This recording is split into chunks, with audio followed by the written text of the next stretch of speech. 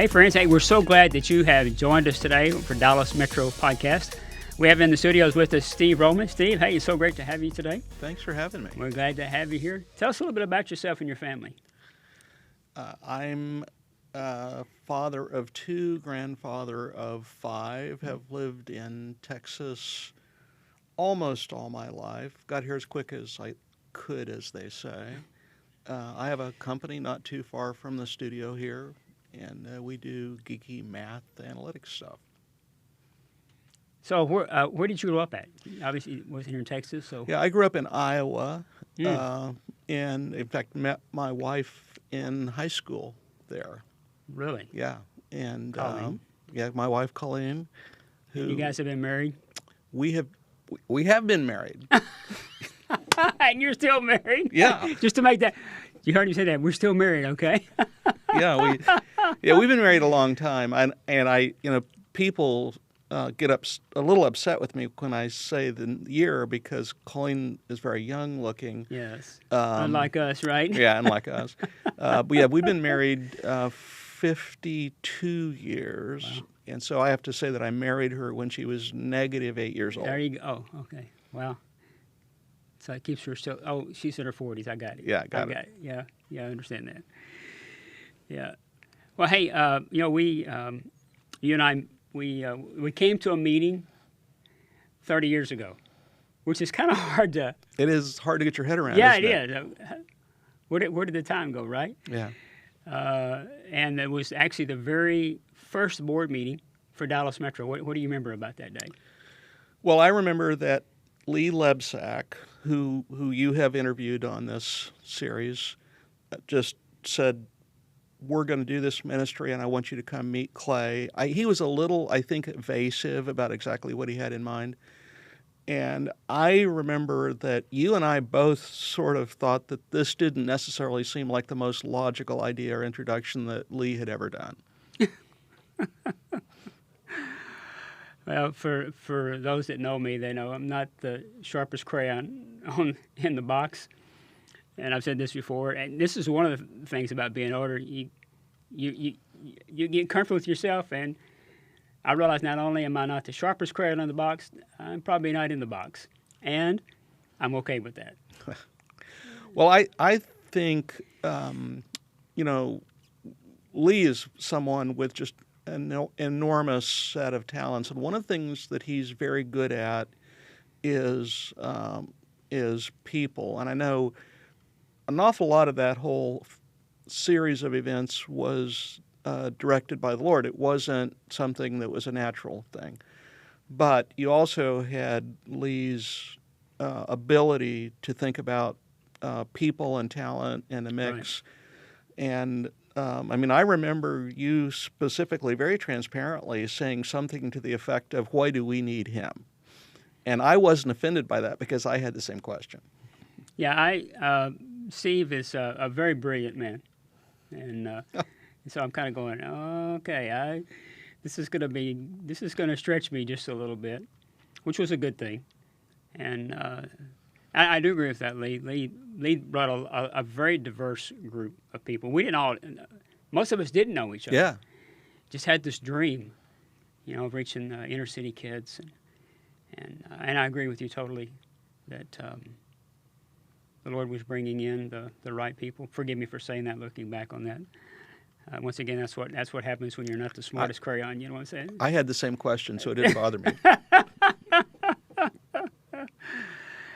And yet, through these years, we've now become very good friends. Very good friends. Yeah, and I can't even begin to think of the number of times that you have bailed us out of problems and challenging situations. But probably even better than that, you've helped us not step in some holes, which actually would have been landmines had you not been there. So, if nothing else for today, I'm very grateful that you came into my life and the investment that you have made in me and in our ministry.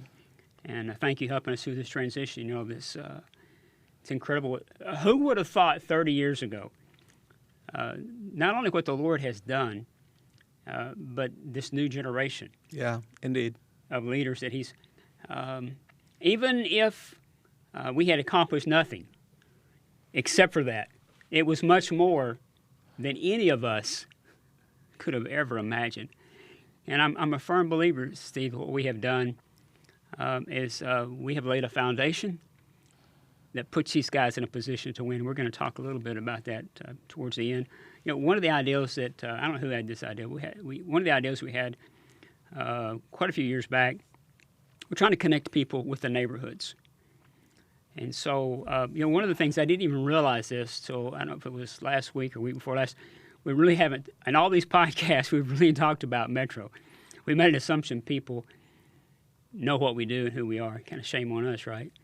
For those who haven't watched it, obviously you've seen this firsthand, but during the week we have these rider trucks that the stage folds down, has sound system props, and we pull right into either the neighborhoods or apartment complex, maybe a park, and we have the programs after school during the week. And then on Saturday, there's some areas of our town that there's not a high density of children. So we pick those kids up on buses, and we're busing them on Saturday. Same program, done exactly the same way, but instead of us being in their neighborhood, we bring them to one central location, which now we're meeting at the Lighthouse. So we had this idea of taking people into the neighborhoods, so they could kind of see the neighborhood, see the area that we're ministering to, and see some of the testimonies of the lives that are being changed. And one of those bus rides you were on, one of those tours, and something very unusual came out of that. And that's kind of what I wanted us to talk about today. Yeah, so I think a couple of things. You know, one of the things that probably not exactly where you want to go, but where I'll start, is the in those testimonies, it's easy to think of the rider trucks, the fold-down stage, as an after-school program, and it is, and it's phenomenal. We could talk for a long time about a lot of the great attributes of that, and that's a multidimensional thing. But when you listen to the testimonies, a lot of the testimonies are not the after-school program. It's the fact that somebody comes to my door the day before. That somebody cares enough to go knock on the door of every one of those kids and invest not just to that child, but into that family. And so that is very impactful, and that leads to a bunch of the stories. And I think probably the thing that you want me to talk about is riding around on that bus. I thought, I'm a numbers guy. We do analytics for a living. I thought there ought to be some way to quantify that. And so I don't know if it was the Holy Spirit or a moment of bad judgment, but I said, I think we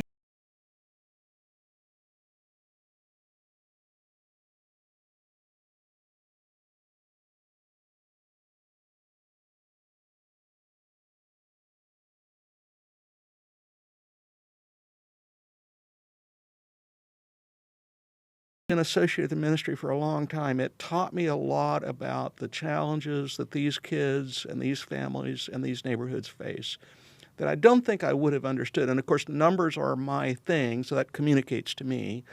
But I think it's very hard for most people to understand just the reality. And so it also then is very hard to understand what the opportunity is to make an impact. I talked to Cree and I, and if she was on the program, I believe it was last week, and the thing that impacted her life, it was exactly what you said. It was somebody, and that's how we even met Karina. Remember, her mom was pregnant with her, and her older brother and sister were already coming to the program. Barbara met her, and so the first memory that she has of Metro was somebody coming by her door, caring enough to not just come by once, but every week. And how are you? How are things going? What do you need? And the result of that is we've seen a lot of change. A lot of change in people's lives. Every week, Steve, our goal is to leave the people with a nugget. So when I thought about our time together today, I thought about Acts chapter 19, verse number 20. It says, so the message about the Lord spread widely and had a powerful effect. And this study you did on analytics of how this had impacted kids' lives in the city of Dallas. it spoke to your heart It did. about how many people's lives have been changed over the years. Now, well, tell me before we start talking about your company, because it's been interesting how the things the Lord's been doing through your company and things that you didn't even generate yourselves. They took ownership, but I'm not too good with time. If you don't remember, I probably made a statement about 5 years ago. It's probably been more than 5. But when you get older, you don't realize. First off, you don't realize that you're older, and secondly, you don't realize the people around you are older. Yep. And so it was actually through another venture our board was doing, and I was checking on this other organization, and I found out that their board, the youngest guy they had on their board was in their 50s. The next one was in their 60s. Everybody else was 70, 80, or 90. And I went, man, this is really unhealthy. And so I looked at our board. One guy in their 50s. I'm the next youngest guy in their 60s, and the rest are in their 70s. And I went, how did we get here? But because we've been together for so long, we can look back and say, look at the things that God has done. Is there anything, before we jump into your company, is there anything that you remember over the last 30 years, kind of what kind of aha moment for you? Or the thing that I'd say two things. First of all, for the people who are on staff at Metro, it is a calling, and if you don't have a calling, you can't do it, because it's not an easy ministry. It's a very difficult ministry. And so the aha for me, one aha for me, was the realization that I was partnering with people who had a very profound call. There is a shared blessing that comes from that. The person that invests in the profit and so forth, and I realized that what Metro does, which is impactful and important and great, but also for you very challenging, because the need is always great, the resources are not adequate for the need, and the burden that you carry, that the opportunity to come alongside was really a very great privilege. And that was really the answer to my question of why did Lee drag me into this thing. It's when we started, I had some real questions as to how long we would last. It wasn't because of lack of calling. And I knew this is what the Lord had asked Barbara and I to do. There was no question about that.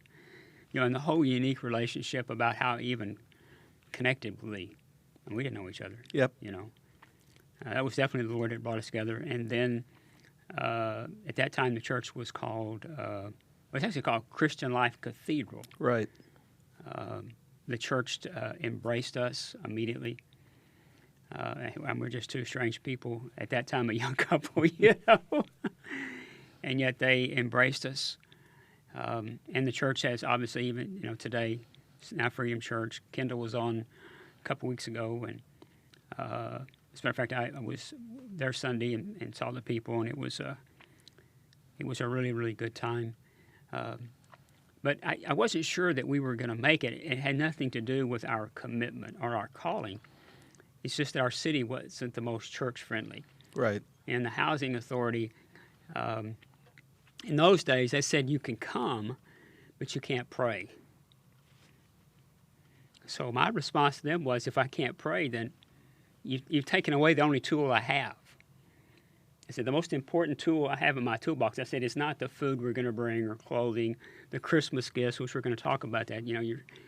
Obviously, your company is definitely taking a leading part in that. I said, I know this is the things this is what you want from me, right? Yeah, they wanted the material help. Exactly. I said, and we're going to do that. I said, but you've taken out the most important tool of my box that I have, and that's prayer. I said, I'm not coming if you're not going to allow me to pray with the kids. And they never said yes. They didn't say no.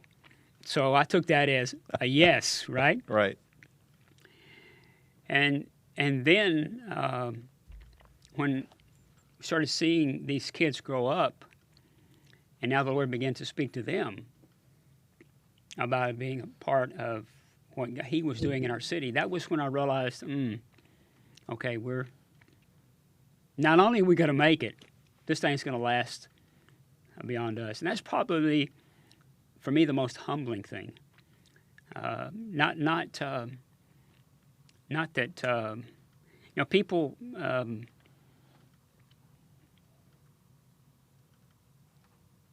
They misunderstand what that word legacy means. Mm-hmm. One of the things that, and you know this well, one of the things that I've been very careful to do, we don't put Barbara Dye's name has never been on anything. Rarely do we even sign legal documents. I mean, sometimes in a pinch, but pretty rare. That's because of accountability. You know, when Lee, when he formed the board, the main reason that I realized we needed the board was accountability. You know, there's so many people that they don't make it. It's because they're not accountable to anybody. But people think that legacy is all kinds of stuff. And, you know, we're going to talk about this new building that the Lord is going to build in the inner city of Dallas. And people say, Clay, this is your legacy. And my response to them is, if this building is our legacy, then we got some other problems. Yeah. None whatsoever. Legacy are the children's they're not children now, but the people's lives Right. that have been changed for eternity. That's not just my legacy, that's your legacy. Yeah, and that's why it's a privilege to have at least a small part in what you do. One of the things that I tell people is you are leaving a legacy. You don't get to go through this life and not leave a legacy. The choice you make is what legacy you're going to leave. Mm. Yeah. It's kind of like history. You know, you're making history, but most of the time you don't even realize it until it's already gone. It's gone past, Yeah. right? Yeah. So, your company, Lone Star Lone Star Analysis. Lone Star Analysis. They started supporting us, and I don't even know how this got started. One of the things, our people don't know this, but some will know, but Christmas is not the most wonderful time of the year Right. for our families. We try through a lot of churches help us try to get Christmas stockings to the kids, but as far as packages under the tree, as a matter of fact, it's hard for them to wrap around. There's no tree. Right. Exactly. Not only is there no packages, there's no tree. And so quite a few years back, we started offering assistance at Christmas, and we do it through a store. And that store it looks just like a Walmart. You walk in, it's set up by age. The moms they sign up in advance. They give their ages to their kids and so forth. And so we let every mom walk through, and they get to get one main gift for every child on that list. And then there's always some smaller stuff. Normally there's some clothes and food, things like that. But the beauty of it is that the moms, they get to pick that gift, And then we have some people come in, and they'll wrap the presents for the mom. So when the mom walks out, she's got this trash bag. It's got gifts for their kids, clothes, food, and so forth. So your company took this on quite a few years ago, helping us getting toys for the kids. Tell us about that. How'd that all happen? So you have to start out with the people in my company like a good party. And we do a big end-of-year thing that involves fundraising. We've always tried to do fundraising as a part of our corporate recreation, and somewhere along the way, it wasn't really something I pushed. I just said, hey, there's this group that I work with, and it's really good cause, and I wonder if we could include them. And what happened really, Clay, was your team infected my team, right? The folks at my place caught the vision, and they started saying, we used to raise, like $5,000 at Christmas, and we were proud of that, that the folks were generous. We'd have some charity auction or something. And they just decided, well, that's not enough if we're going to help Metro. And they're very energized. They're very energized by the charity auction part where they give cash. They're super energized by buying the toys. The sense that, gosh, this doll or this car that they've bought, that gift makes a difference for a kid who might not get anything otherwise. And so they've really caught that in a way that I'm frankly surprised at. And it's really organic. Some people think, well, Steve's associated with Metro, and so Steve hasn't done anything except make the introduction. And like I say, your people really infected my people almost like a virus. And this past year, I don't even know how many toys they gave us, but it was several truckloads. Yeah, I got tickled. Somebody said, well, I've got a long bed. And Charlie Dewey, who's one of the organizers of this, Charlie just about laughed out of his chair going, a pickup truck is not enough for the amount of toys that we have raised. It's true. It's true. And they're people, if you go back to this thing of legacy, people want to be involved in something where they feel that they're making a difference. And I think part of the reason why it's so infectious is that it's very clear that Metro makes a difference. Yeah.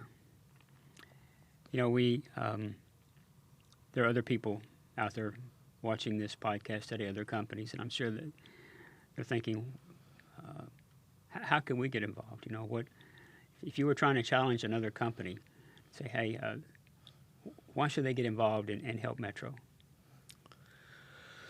Well, I think, I'd say three things. First of all, there's the need. If you look at the rate of childhood poverty in Texas, the last time I checked the statistics, I'm pretty sure it's still true, the rate of childhood poverty in Dallas is the highest of any city in Texas. So the need is very real.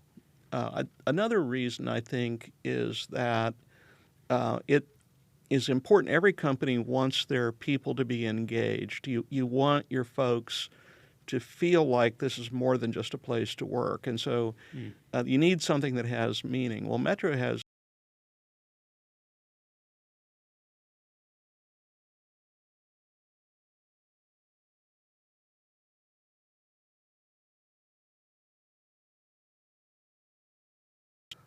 if that doesn't set the hook, I'm going to be very surprised.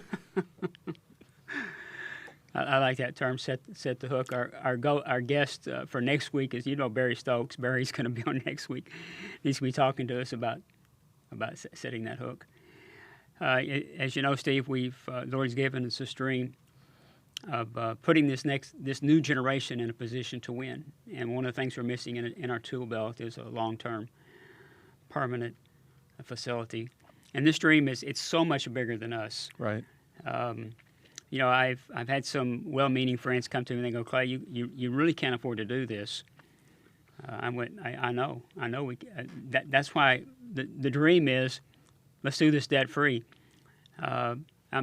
It's not like we couldn't go to the bank and borrow whatever's necessary to build these new facilities, but yet we'll be leaving behind debt, and now these guys will be spending all their time trying to figure out how we're going to make this monthly payment instead of doing what God has called us to do, and that is to minister to kids. So the legacy is not this building. The legacy is people's changed lives. The legacy is what the Lord has allowed us to begin. Right. And this next generation, most of the people on our staff now, they have grown up in the ministry. For Barbara, one of the challenges was we had to earn the right to be heard. These kids don't have to earn the right to be heard.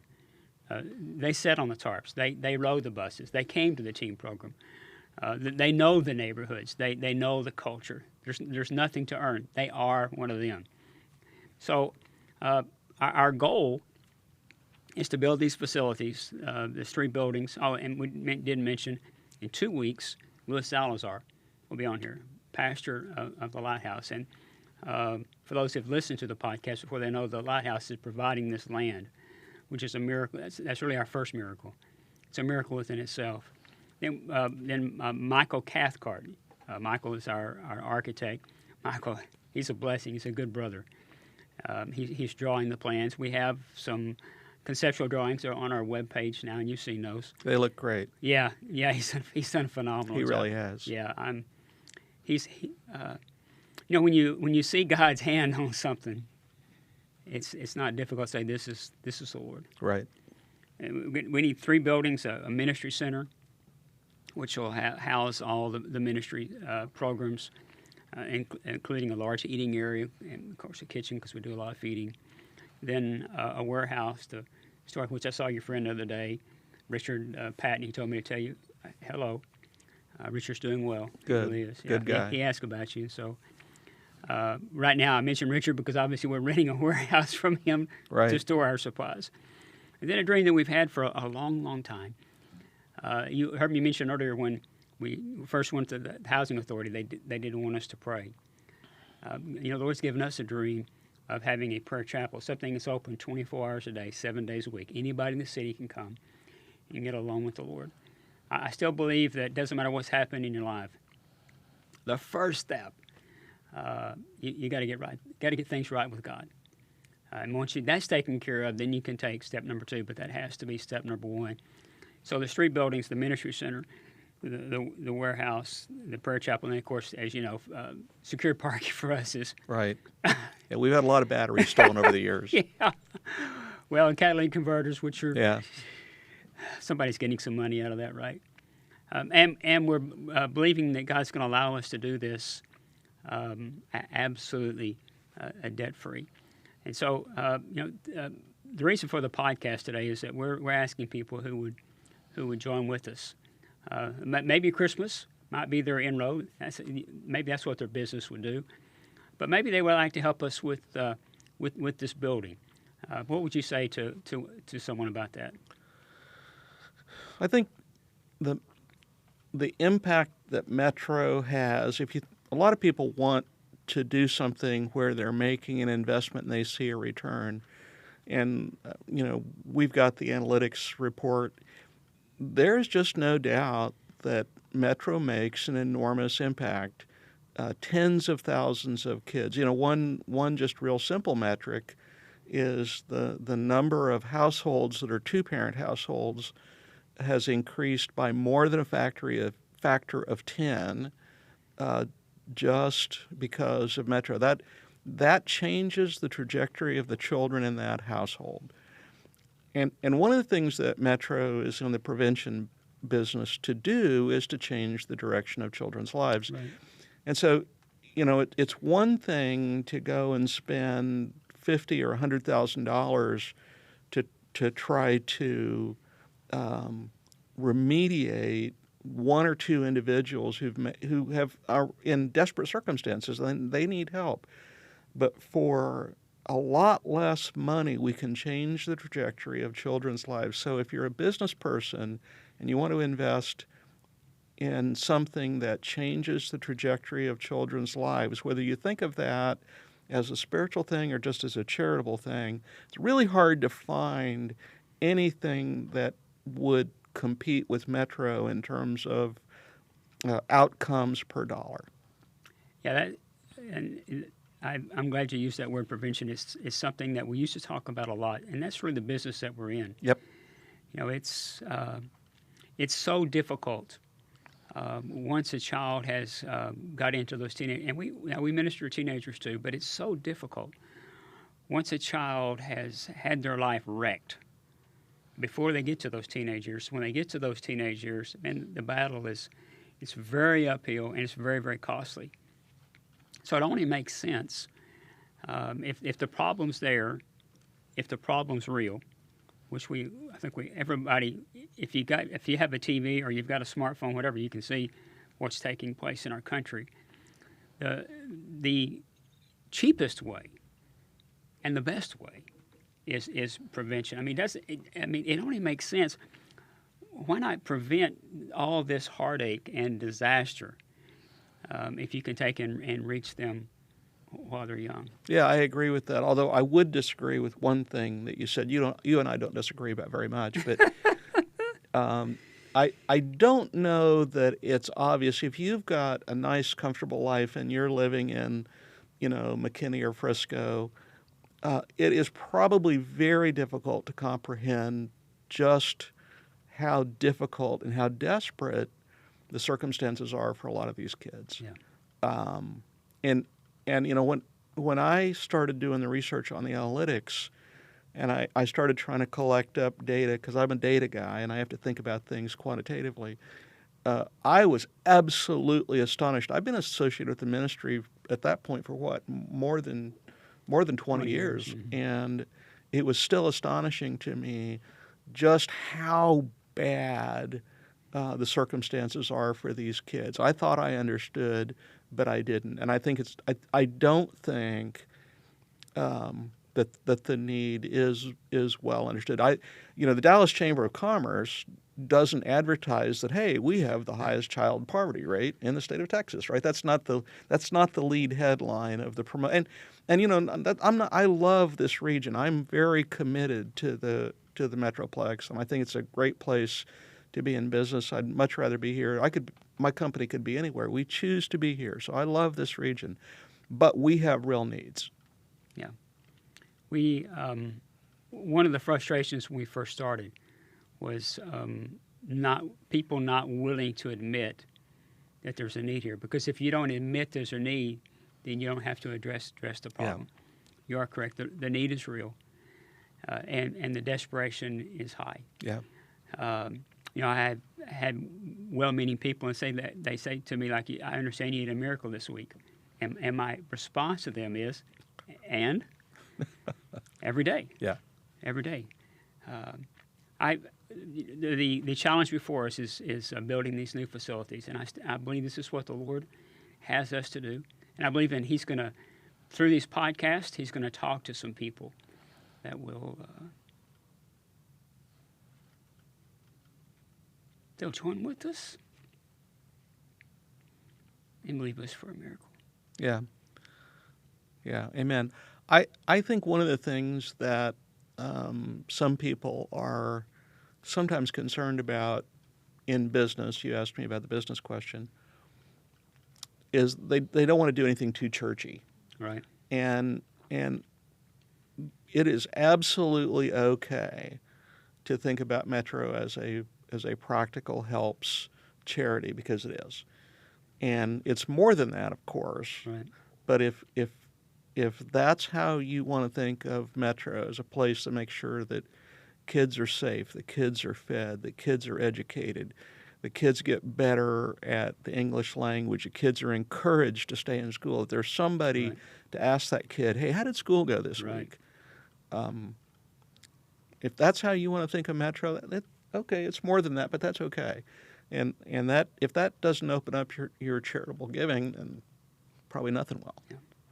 Steve, so thank you for being here today. More importantly, thank you for being my friend. It's been a very great privilege. Yeah, mine too. Folks, I'm so glad that you joined with us today. Hey, you can go to our webpage, dallasmetro.org. Click on All In. That's our campaign, All In. And in there you'll see there's a bunch of pictures you can see, concept drawings. And would you consider today, would you just pray about it? Say, Lord, what can I do to see that these kids have an opportunity in the city of Dallas? And then would you donate today or contact us? Contact us through our Facebook page or contact us through our webpage. Talk to one of our staff. We would love to partner with you. I really appreciate you being with us. God bless you. See you next week.